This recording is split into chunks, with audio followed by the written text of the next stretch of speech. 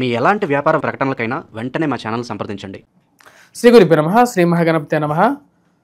రాబోతున్నటువంటి అక్టోబర్ 19 నుండి డిసెంబర్ 5వ తారీఖు వరకు గురువు అతిచార స్థితిలోకి, ఆల్రెడీ గురువు అతిచార స్థితిలోనే ఉన్నాడు ఈ యొక్క సంవత్సరంలోనే. అందుకనే మనం చూస్తున్నటువంటి ప్రకృతి వైపరీత్యాలు కానీ లేకుండా ఉంటే జరుగుతున్నటువంటి స్థితి కానీ, రాబోతున్నటువంటి అక్టోబర్ 19వ తారీఖు నుండి డిసెంబర్ 5వ తారీఖు వరకు గురువు యొక్క మార్పు అనేది జరుగుతున్నది.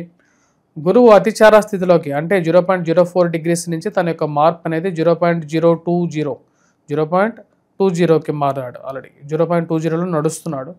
అంటే మిథునంలో ఉన్నటువంటి గురువు అలాగే 0.20, 0.21 అట్లా ఫాస్ట్గా వెళ్తూ తర్వాత కొంచెం స్లో డౌన్ అవుతూ తన యొక్క మార్పు అనేది గతి అనేది మారుతున్నది. అంటే మిథునంలో నుంచి మారుతూ కర్కాటకంలోకి వెళ్తున్నాడు. కర్కాటకంలో ఉచ్చ స్థానంలోకి వెళ్తున్నాడు. మీరు నా యొక్క యూట్యూబ్ ఛానల్ ఫాలో అవుతున్నట్లయితే వంగర ఆస్ట్రోలో నేను చెప్పాను ఆల్రెడీ మీకు ఇక గతి అనేది ఎలా మారబోతున్నది. ఈ యొక్క సంవత్సరం నుంచి గురువు అతిచార స్థితిలో ఉండబోతున్నాడు. ఇక గురువు అతిచార స్థితి 8 సంవత్సరాల పాటు గురువు అతిచార స్థితిలో ఉంటున్నాడు అన్నమాట. గురువు అతిచార స్థితిలోకి వెళ్ళిన తర్వాత అంటే రాబోతున్నటువంటి అక్టోబర్ 19 నుంచి డిసెంబర్ 5వ తారీఖు వరకు గురువు ఇంకా స్పీడ్ మూమెంట్లోకి అంటే గురువు అక్టోబర్ 19లోకి తన యొక్క మార్పు కర్కాటకంలోకి వెళ్తాడు.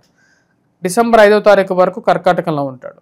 డిసెంబర్ 5వ తారీఖు నుంచి మళ్ళీ వక్రగతిలో మళ్ళీ రెట్రోగ్రేడ్ మూమెంట్లో వక్రగతిలోకి మారి తిరిగి మళ్ళీ తన యొక్క స్థితి వచ్చేటప్పటికి మిథునంలోకి మళ్ళీ తిరిగి రావడం జరుగుతుంది అన్నమాట. ఇటువంటి గ్రహస్థితి రాబోతున్నటువంటి రోజులు ఎలా ఉంటుంది అనేది చూద్దాం. యాక్చువల్గా వక్రగతిలో వచ్చేటప్పటికి రెట్రోగ్రేడ్ మూమెంట్ అంటారు. మనకు గ్రహాల్లో వచ్చేటప్పటికి చారస్థితి అతిచార స్థితి అనేది ఉంటుంది. ఈ యొక్క గురువు అతిచార స్థితి అనేది మనం చూసుకున్నట్లయితే 1938 నుంచి 1945 వరకు జరిగింది. యాక్చువల్గా ఆ 1938 తర్వాత మళ్ళీ గురువు అతిచార స్థితి జరుగుతున్నది ఇప్పుడే అన్నమాట. గురువు అతిచార స్థితి ఎప్పుడైతే జరుగుతుంటుందో ఎలాంటి పరిస్థితులు ఉంటాయి అనేది మనం చూద్దాం. ముందుగా గురువు అతిచార స్థితితో పాటు గురువు మందగమనం కూడా ఉంటుందన్నమాట. అంటే ఒక సంవత్సరం పాటు గురువు ఒక రాశిలో ఉండాల్సినటువంటి గురువు కొన్నిసార్లు గురువు దానికన్నా ఎక్కువ టైం ఉండటం జరుగుతుంది. అతిచార స్థితికి రెట్రోగ్రేడ్కి కన్నా ఇంక మూడో స్థితి అన్నమాట. ఇటువంటి ప్రభావం కూడా వచ్చేటప్పటికి మనం 2021, 2019, 20, 21 ఈ టైంలో కూడా చూసాం. అప్పుడు మనకు లాక్డౌన్ జరిగింది. ఇప్పుడు గురువు అతిచార స్థితి అనేది స్టార్ట్ అయింది. గురువు అతిచార స్థితి జరుగుతున్నప్పుడు ఆర్థిక మాంద్యం అనేది ఉంటుంది. మనీ ఫ్లో అనేది డిఫరెంట్గా ఉంటుంది. మరియు అదేవిధంగా ఫైనాన్షియల్గాను ఫుడ్కి కొన్ని ప్లేసెస్లో ప్రపంచంలో కొంచెం ఇలాంటివంటి కష్టాలు అనేవి ఉంటాయి. వాటితో పాటు బంగారం రేట్ అనేది బాగా పెరగటం, ఎవరు ఎక్స్పెక్ట్ చేయలేనటువంటి రేట్ రావటం అనేది జరుగుతుంది. గురువు యొక్క ప్రభావం అనేది ప్రపంచం మీద ఉండటంతో పాటు ద్వాదశ రాశుల వారి మీద కూడా ఉంటుంది.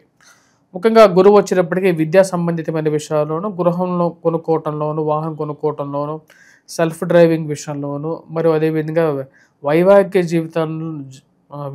జీవితం ఆరంభించటంలోనూ, వైవాహిక జీవితంలో ప్రశాంతతని, సంతాన ప్రాప్తిని, మరియు అదేవిధంగా కుటుంబంలో ఎదుగుదలని వీటన్నిటికీ మూలకారకంగా గురువు ఉంటాడు. ఈ సంవత్సరం నుంచి రాబోతున్నటువంటి 8 సంవత్సరాల పాటు ఇక గురువు అతిచార స్థితిలో ఉన్నప్పుడు గురువు ఒక రాశిలో ఉండకుండా 2 రాశుల్లో ఉంటూ ఉంటాడనమాట. అటువంటి పరిస్థితి రాబోతున్నటువంటి 48 రోజుల పాటు 48 డేస్ ఉంటాడనమాట. అంటే మిథునం నుంచి కర్కాటకంలోకి వెళ్ళి కర్కాటకంలో 48 రోజులు ఉంటాడు. 48 రోజుల తర్వాత మళ్ళీ తిరిగి ఈ యొక్క కర్కాటకం నుండి మిథునంలోకి రావడం జరుగుతుందన్నమాట. ఇటువంటి పరిస్థితి ద్వాదశ రాశుల వారి మీద మరియు ప్రతి ఒక్క రాశి వారి మీద ఎలాంటి ఇంపాక్ట్ ఇవ్వబోతుంది అనేది చూద్దాం. ఎందుకంటే 48 రోజులు అనేది కూడా ఒక బిగ్ టైం కాబట్టి ఈ టైంలో ఎటువంటి మార్పులు రాబోతున్నాయి అనేది చూద్దాం. మీనరాశి వారికి ఇక గురుగ్రహ సంచారం అనేది యోగకారకమైనటువంటి ఫలితాలు ఇవ్వగలుగుతుంది. వృత్తిపరంగా వ్యాపార పరంగా అనుకూలంగా ఉంటుంది. నూతన ఉద్యోగ ప్రయత్న సంబంధితమైన వ్యవహారాల్లో అనుకూలంగా ఉంటుంది. ఇన్ని రోజులు పాషాఢమూర్తిగాను లోహమూర్తిగాను జన్మరాశి చతుర్థంలో సంచారం చేస్తున్నటువంటి గురువు అంటే జన్మరాశ్యాధిపతి అయినటువంటి గురువు చతుర్థంలో లోహమూర్తిగా ఉన్నాడు. రాబోతున్నటువంటి యొక్క గురువు అతిచార స్థితి ద్వారా గురువు తన యొక్క మార్పు అనేది ఉచ్చస్థితిలోకి పంచమంలోకి మారబోతున్నాడు. ఇది వయోవృద్ధులకు ఆరోగ్యపరంగానూ అనుకూలంగా ఉంటుంది. హెల్త్ రికవరీ అనేది బాగుంటుంది.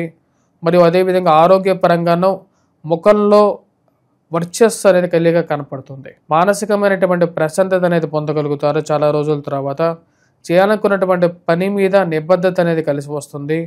కుటుంబ అభివృద్ధి దశలోకి ప్రయాణించడం జరుగుతుంది. నూతన ఉద్యోగ అవకాశాల్లో పురోగతి అనేది ఉంటుంది.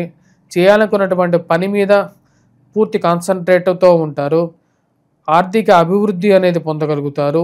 నూతన ఉద్యోగ అవకాశాలు అనేది లభించడం జరుగుతుంది. సంతాన ప్రాప్తి స్త్రీలకి లాభించగలుగుతుంది. సంతానంలో ఎదుగుదల అనేది లాభించే విధంగా ఉంటుంది. వివాహ ప్రయత్న సంబంధితమైన విషయాల్లో కూడా ఈ రాశిలో ఉండేటువంటి వారికి సానుకూలమైనటువంటి ఫలితాలుగానే చెప్పచ్చు. సంతాన ప్రాప్తితో పాటు వివాహ ప్రయత్న సంబంధితమైన విషయాలు ఈ రాశిలో ఉండేటువంటి వారికి బాగా యోగించగలుగుతాయి.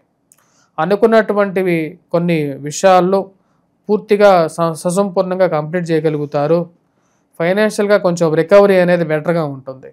మానసిక చింత జన్మరాశిలో ఉండేటువంటి శని బాధిస్తున్నప్పటికీ కూడా ఈ రాశిలో ఉండేటువంటి వారు వృత్తిపరంగా కొంచెం అనుకూలంగా ఒక గాడిని పడటానికి ఇది సరైనటువంటి సమయంగా గోచరిస్తున్నది.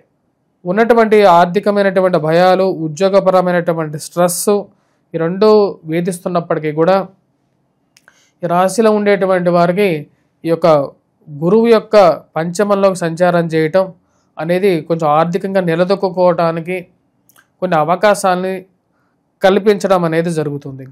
గురువు యొక్క స్థితి, గురువు ఉచ్చ స్థానంలో పంచమంలో ఉచ్చ స్థానంలో ఉన్నాడు. ఇది పిల్లల యొక్క ఎదుగుదలను పూర్తిగా సూచిస్తూ ఉన్నది. పిల్లలు మంచి పేరు ప్రఖ్యాతులు సాధించడం, వారు మంచి అనుకున్న దానికన్నా ఒక మంచి ప్రెస్టీజియస్ యూనివర్సిటీస్లో సీట్లు పొందడం, అది మానసికమైనటువంటి సంతృప్తికి గల కారకంగా ఉంటుంది.